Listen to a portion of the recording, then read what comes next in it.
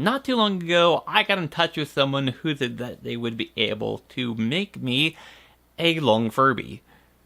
You might be wondering, what is a long Furby? It's exactly what it sounds like. It is a Furby, but it has been resewn with a longer body. You might also be wondering, why? Because I can. For this particular Furby, I ordered a black Furby buddy from eBay and armature from Amazon for a posable spine. So both of which should be coming in sometime next week. And both of those things are in, we go into the fabric shop to pick out all the fabrics and everything else that we need. So just before I shot the Digimon video, I got this in the mail, and I got this actually a day before. So I just finished up the Digimon video and contacted the person who is helping me with this. So she is gonna message me whenever she's going to be in town next, or when she plans on being in town, and we'll go from there. So I messaged this person who's helping me make this whole thing happen last night, saying that I was off randomly this upcoming Sunday. She messaged me last night saying, I'm actually going to be in town tomorrow, so do you want to go for shopping tomorrow? And I said yes. So that's what we're doing today. Safety first, kids. Always buckle up.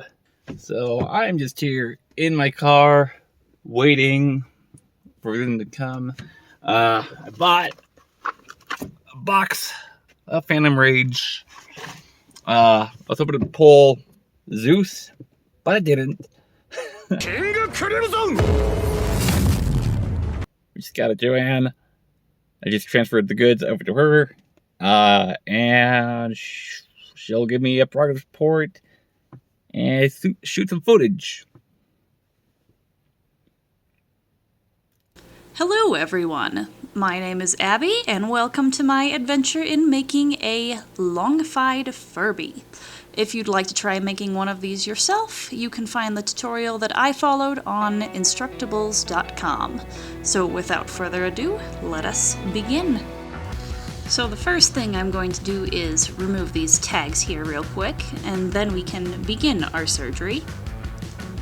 I'm going to take my trusty seam ripper and remove the seam around the bottom piece of the Furby. And when that's done, I can pull out the beanbag guts. I'll detach the feet as well and save them for later.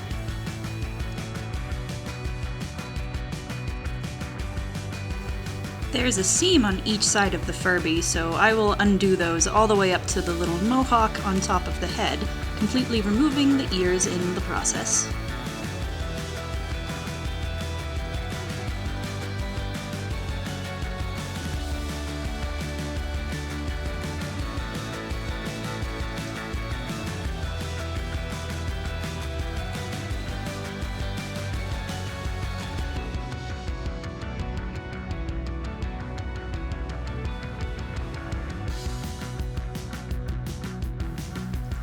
I'm going to mark and cut off the back pieces about a 1/4 inch below the mohawk. It's important that I cut this rather than removing the seam because I will need that 1/4 inch for a seam allowance later on whenever I reattach the new back. The front of the Furby has 2 darts going part way up its front just to give it shape, so I'm going to undo those with the seam ripper. And now I'm going to make an artistic decision. I'm going to completely remove these lower side pieces, even though it's not completely cut off like this in the original Furby design. I think the transition between the old and new fur will look much more natural this way. And just so I don't forget and put them back on wrong, let's mark which way the pieces go. Finally, I'll remove the seams holding together the 2 back pieces and the tail.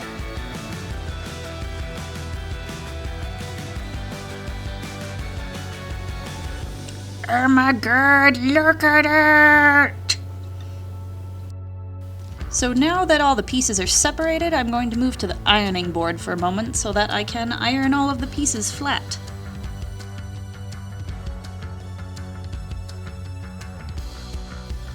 And then I trace the fur onto craft paper.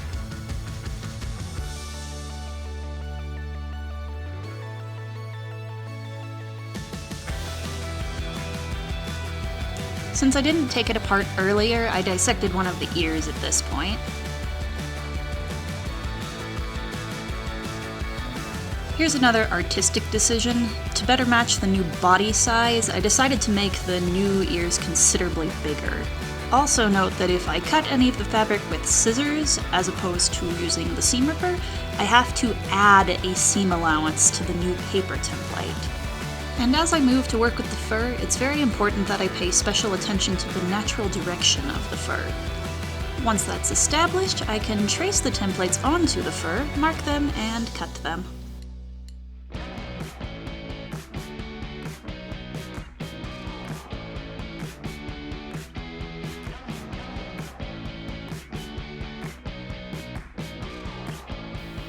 I did the same thing with the inner ear pieces using the red fabric. After all this material prep, I can finally move on to the sewing machine. We'll start with the ears. With the right sides together, I sewed the inner and outer ear parts together, leaving the bottom third open.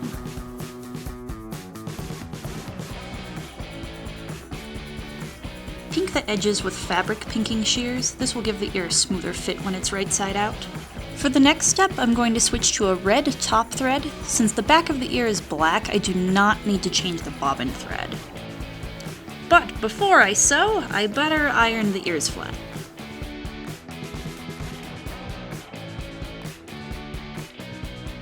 Next, I'll sew this line across each ear. It helps keep the ear flat and hold its shape. In the original ear, it also held a wire. Since I won't need the red thread anymore, I switched the top thread back to black. And then I attached the new ears onto the head.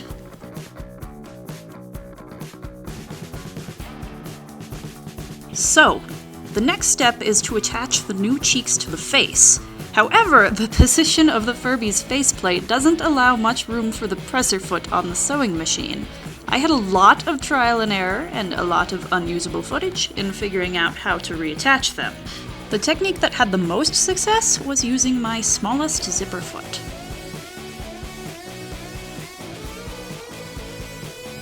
Even then, I was only reasonably able to machine sew one side of the cheek, and that took a few tries.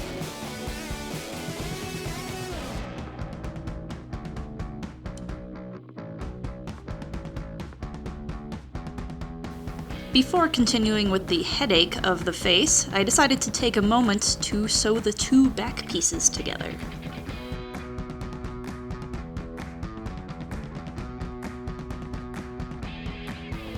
At this point, I had decided that the machine just wasn't going to work for this narrow spot on the face, so I resolved to hand stitch it.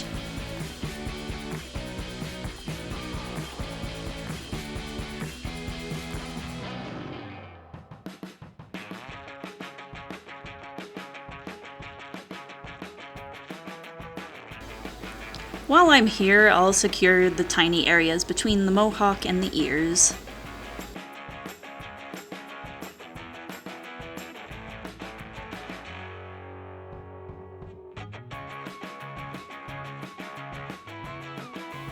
And with that headache done, I got ready to attach the back of the head to the front.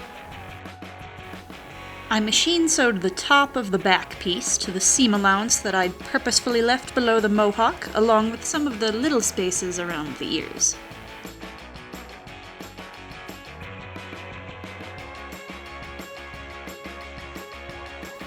And then I sewed the sides together.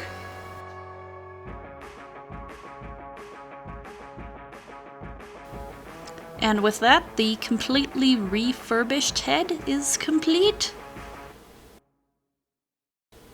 And now it's the moment you've been waiting for. It's longification time! I'm going to make the red part of the belly first. To do this, I'll reference the original belly width. But before I can make the piece, I have to straighten the fabric edge. I like to do that with the help of these handy glass panes that I have. And now that that is straight and perpendicular to the selvage, I can measure out and cut the new belly. Now let's get the body ready. I'm pretty sure that the new head that I made somehow has a wider base than the original, so I'm going to remeasure that real quick.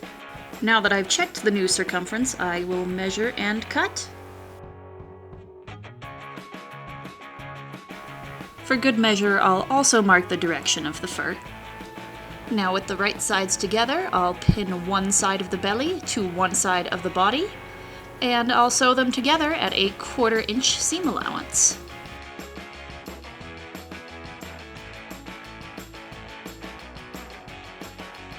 I'm still not totally confident on the circumference of the head, so before I sew the other side of the body, I'm going to pin the head to it and check the alignment.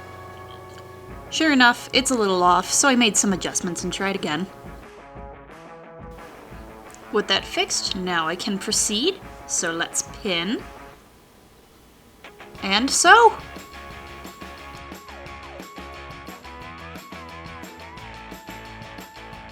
I'm going to pin the head to the body, paying special attention to the alignment of the belly and the face, and also the middle of the head with the middle of the back. Finally, I shall very carefully, and with some manhandling, sew the head to the body. Let's see how she looks!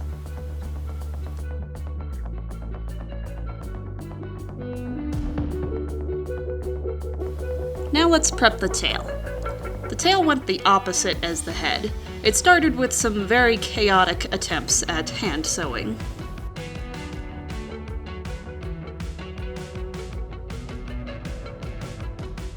Some time later. And then I somehow made it work on the machine. The long Furby needs to be posable, so now we get to add the spine, which conveniently fits right on the back of the faceplate. I'm going to glue the spine to the head, however, this glue did not work. Did you know that most glues don't work well on plastic to plastic? So, some days and a few attempts later, the winning glue was silicone. Now we're on to the stuffing phase. This takes a while, so I'm going to move to the living room with my giant box of stuffing so I can watch anime while I do this. The trick is to grab small pieces of stuffing at a time to avoid any lumps while keeping the spine centered. And yeah, as you can see from the timestamp in the corner, this takes a long time.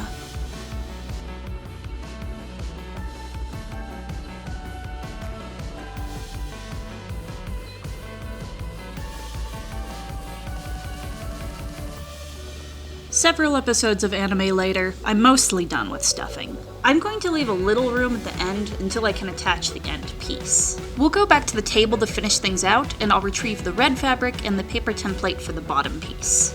I'm going to trace the template, but because of the earlier issue with the head being too big, I'm also going to add some additional space to the piece. Then I'll cut it out and mark the halfway points.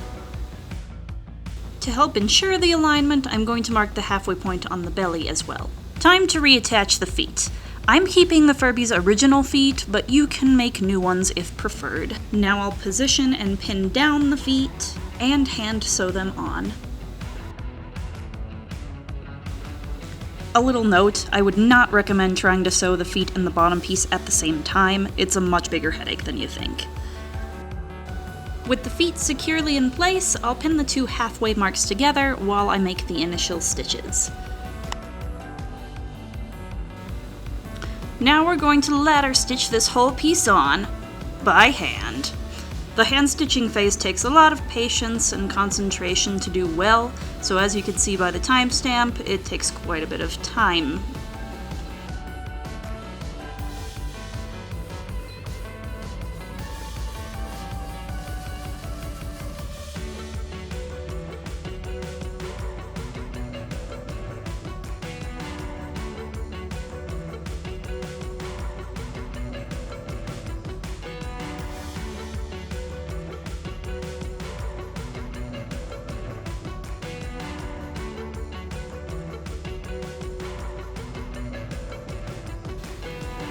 Since I'm almost done, I'm going to grab one last handful of stuffing to fill out the butt end of the Furby. I want to make sure that there's enough stuffing that the end of the spine isn't too obvious. And back to the needle. Almost done. Small time skip here. I actually didn't like how the second foot was aligning, so I decided to backtrack just a little and redo that section from a different direction. Now let's finish this.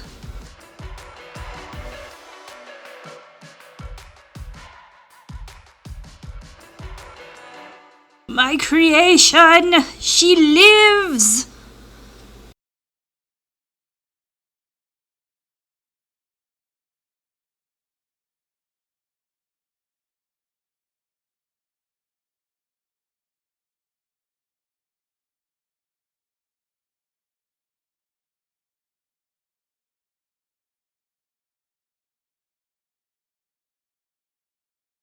And now a bonus clip. Since it is 2020 after all, we're gonna make Lilith a mask. The process for this is pretty simple. All I need to do is take a human-sized mask and cut it down so that it's a little more than Lilith-sized. Then I'll fold the edges so that the raw edges aren't exposed and sew a new hem with white thread. To finish it, I'll just reattach the original ear loops. They don't need to be shortened since her ears are so large and far back.